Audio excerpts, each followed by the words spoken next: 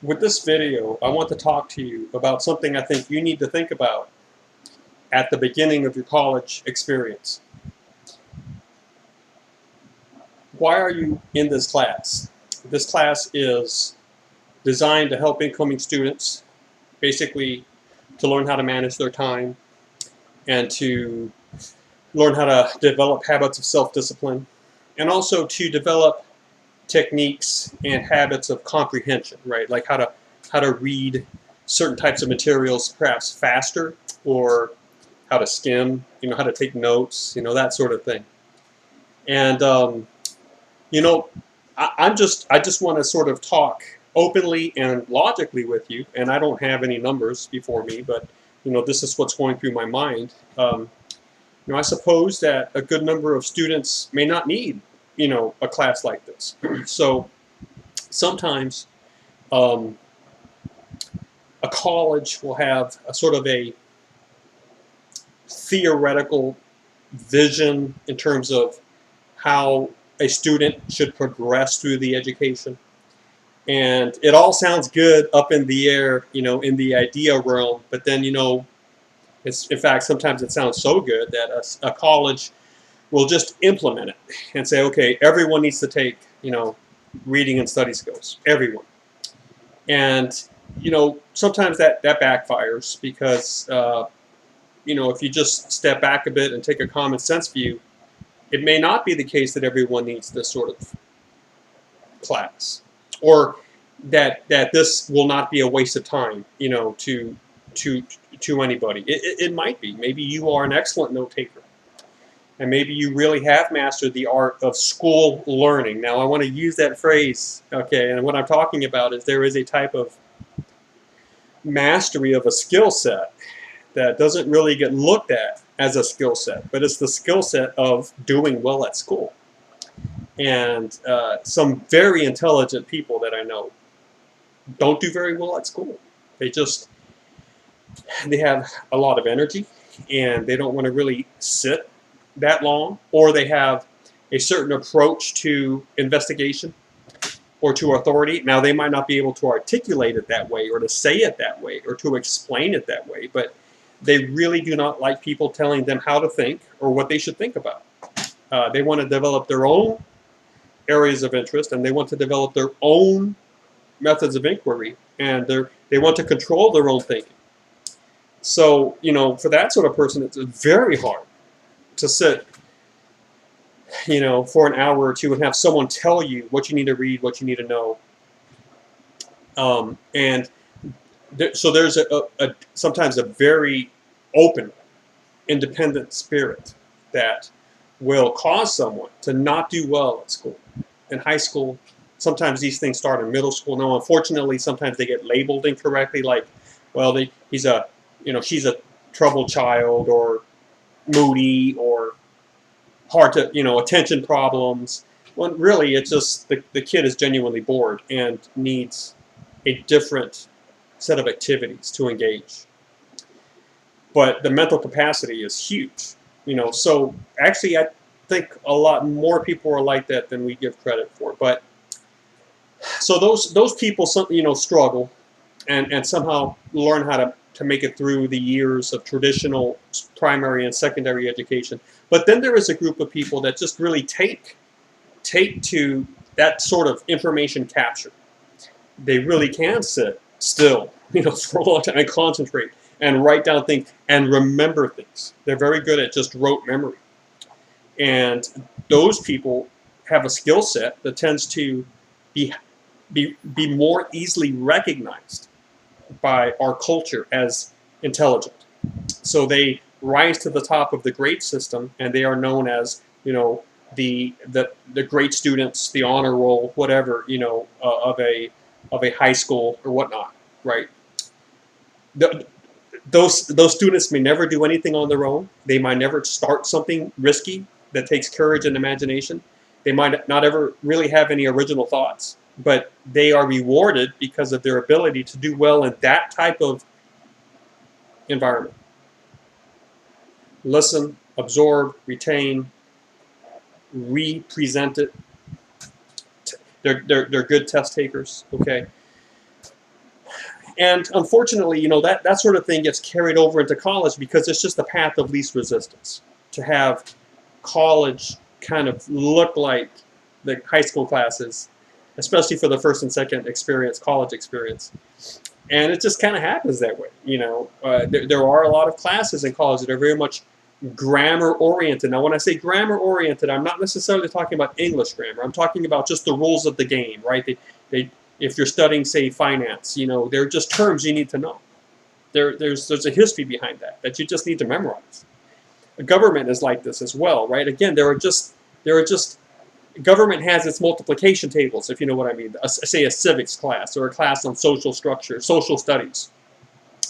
You're just going to have to memorize that stuff, and then once you get that down, you can get more creative in your analysis, and you can become more original. But you have to have that basic grammar down, right? So classes that just focus solely on the grammar, and just like giving you terms to memorize and things to know, and then dates to memorize, authors to memorize, books, names of famous paintings to memorize, historical periods to memorize, and then you give that back on a test, you'll do very well in those classes if you're used to that already from high school. Okay, if you're not used to that and you've always struggled with that, then someone might have said, well, you need a college reading and study class, right? So here you are. So the point I'm getting at is either the school is like making everyone take this sort of class, or they are it's sort of an elective, and if that's the case and you decide to take it, good for you. I mean, you could, when it comes to electives, you can take what you want to take. So or it's sort of based on some sort of metric. You didn't do so hot on this test or on that test, so maybe you need this, right? And so you were placed into this. Okay, it's really that group of people that I'm going to be talking to here, but I want everyone to listen because it's good to think critically through this, okay? And here's what I'm going to say.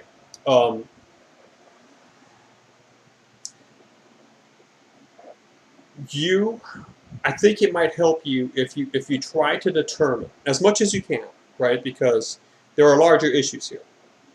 I mean, we're all assuming something like decent health and no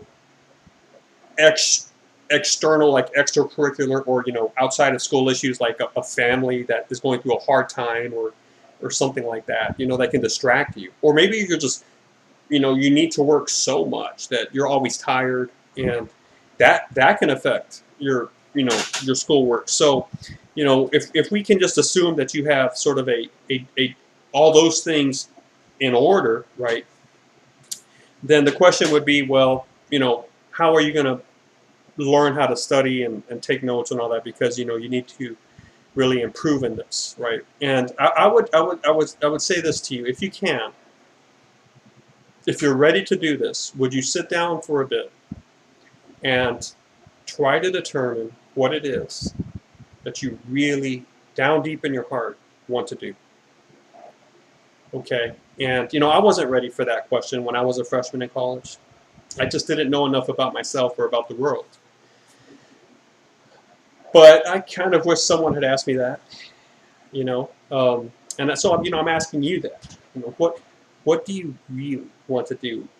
And I know that kind of might be an unfair question, because you might have a lot of voices around you telling you, it's all about a good job, it's all about earning money, getting that major so that you have a door into that career path that's going to be a good career path. But you have some other issues at play, right? Technology and the way we do things in terms of economics, in terms of employment is changing at such a fast pace.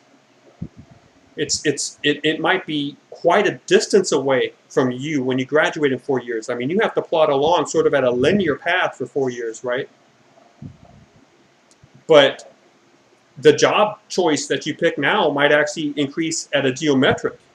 It might be on a curve up when you are kind of just on a straight line forward. And 4 years down the line, you might find that no one is really hiring for accounting, because software, computers are already doing all that entry-level work, or the majority of it. Maybe no one is Getting into the banking or the finance industry is now even harder than ever after 4 years because, again, of the software, the technology that is handling some of that basic stuff that would have been your area of, that entry level experience, that first level of the job. Well, now it's being taken care of by technology or by a robot or by software. So how are you going to get that engineering experience, right? And that entry level platform is shrinking because of technology and cost cutting and things like that. So there's a burden on you, right? There's a heavy burden in terms of, am I picking the right path? Am I picking the right career? So what I would suggest as I ask you to think about this is, let's put that to the side. Let's kind of bracket it right now and just dream. Just dream, okay? If you had all the money in the world and you weren't picking something that you believed was viable in terms of like helping you earn money down the line, what would you study?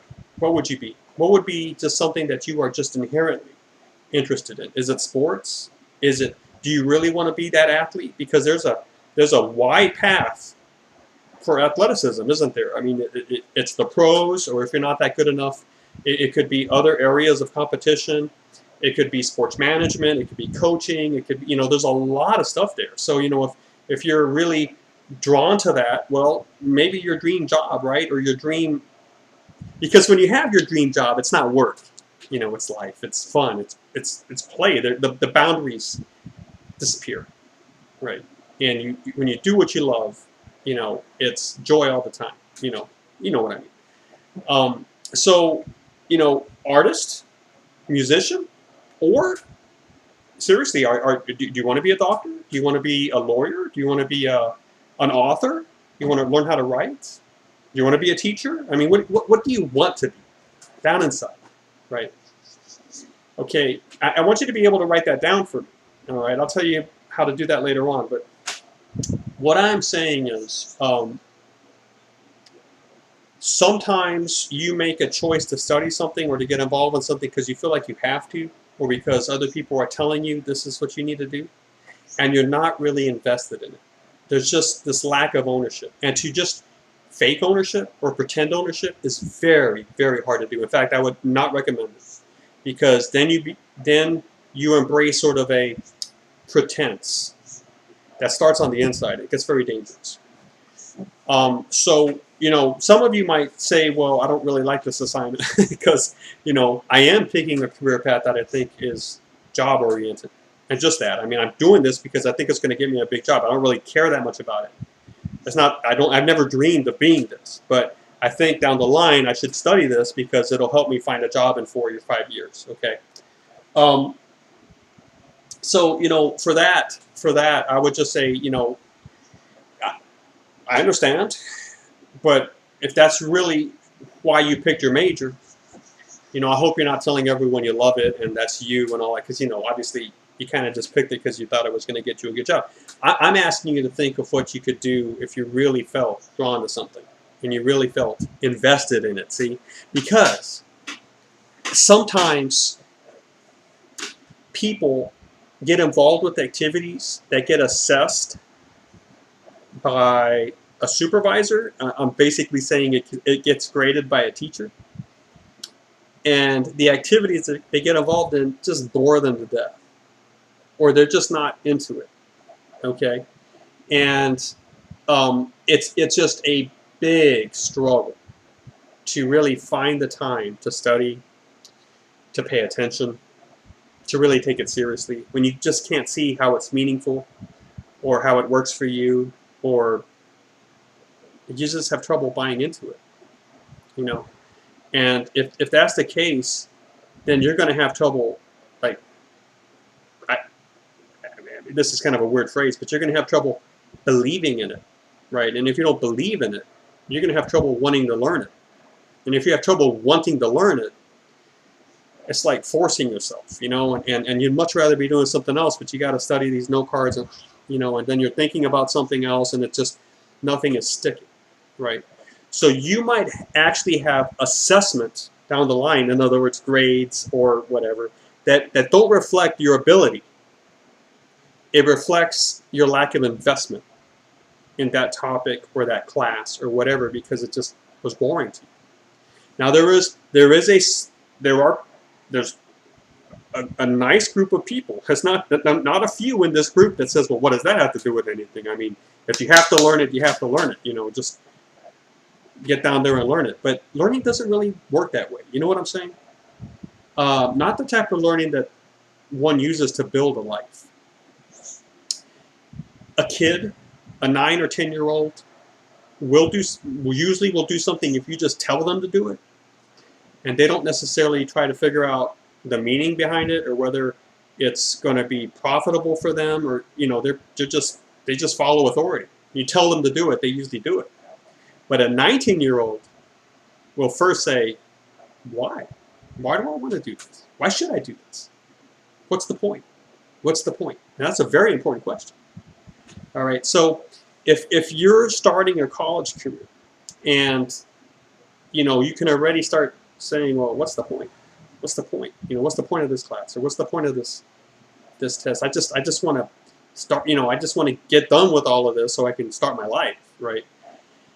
Then I think you may actually have trouble producing the grades that allow people to kind of back off when it comes to telling you to buckle down and to study and all that, because I could see things just sliding around you and you're not really being invested in it. That's the word I keep on coming back to. So there's part of you that just doesn't care about it that much. And when that happens, it's easy to just study for 10 minutes instead of studying for 40, right? Because again, the point is, well, what does this mean anything? I mean, when I'm out of here, I'm never going to use this information, right? I understand that. And I'm trying to maybe push back on that. I mean, who wants to set up a school pathway with that sort of stuff in it, right? But the trouble is, you're just one person, I'm just one person. You can't change this big of a system right now just by snapping your fingers. The change is long in coming, so you are just going to have to endure it right now. And I think what I'm going to say to you is, if you haven't made up your mind about a major, or if you don't really like what you're studying, I think that you should consider maybe studying what you really want to study. And there is a risk to that. Absolutely, there is a risk to that, because if you really want to study art history, where are the jobs going to be after you get done? I mean, like me, I studied English. Oh, I studied it deeply, and I wrote, and I published, and I edited, and I studied it, and I studied it all the way to the terminal degree, and I still haven't been able to land a full-time job, even though I'm a published author. So, there's just no jobs there. The older you get, the less chance you have. I mean, all sorts of things come into play here. But would I tell someone, hey, you need you need to study English. English is a great major. No, I actually wouldn't. But I don't regret reading what I read, and I made great grades because I loved it. I mean, I really did enjoy the philosophy and the literature and the criticism and the great books. So grades, once I settled on English, grades weren't an issue. But before I settled on English, I tried business and I tried Spanish, and I tried accounting, and I didn't really care about it, and my grades weren't that good. So either you're one of those persons that really knows how to do school and just is going to make great grades no matter what. Well, then you don't need this class. What are you doing here, right? Or you kind of struggled with comprehension and just like learning what do they want, right? You're trying to figure out, I mean, here's this big book. What do I need to know from this chapter? Because the teacher is going to want me to give them something. What do I need to give them, right? How do I take those sorts of notes that captures what the teacher wants me to capture so I can give it back to the teacher on a test? Notice there's no original thinking there, buddy. There's no creativity there. That's why sometimes it's just so hard, right, to stay focused. But I feel like if you're struggling with that, I think there is, I want to say, take heart. This class might give you some basic skill sets. It's not going to work any miracles, okay? But it could get you. It could just help you start experimenting with some techniques that might help. But I think you ought to find a topic to study long term. In other words, a major that you can really love. And it's best if that type of major can somehow overlap with potential jobs, right? But if you're just thinking about doing well in college and making some decent grades, it really helps when you like what you study. It just really does. And then once you run into that, you might realize, I don't even need that book, because it's like second nature for me to understand this material and to learn it and to remember it. So you might already have all this skill in you, but you don't know how to pull it out and use it because you haven't met your academic first love yet, and I would ask you to consider that. So for this assignment, all right, I want you to write me a paragraph. I'll have it be maybe a third of a page in terms of pages, right, or even half a page, single space. But just talk to me about your dreams, and if you could, what would you love to study? Just if things were just study whatever you want, your job's taken care of, your salary's taken care of, be who you want to be, what would you study? I would love to hear about that. So write that up. Make sure that it's polished in the sense that catch every misspelling that you can catch. Use your punctuation correctly. Type it. And then I want it submitted through our online assignment submission portal. How's that for a long term? I want it submitted online, okay? Because, I don't want to lose papers. I don't want to drop them in the mud or something. I've been teaching for 23 years, and I'm telling you, I've done all sorts of things with actual papers. I mean, last thing you want to do is walk into a class and say, hey, my car got stolen and all your papers were in the the back seat, and I don't have your work, and they don't have their work, and all. No. Keeping files on it online and submitting it online is the way to go. So be sure to find the submission portal in the week 1 folder, and get this done for me, will you? Thank you.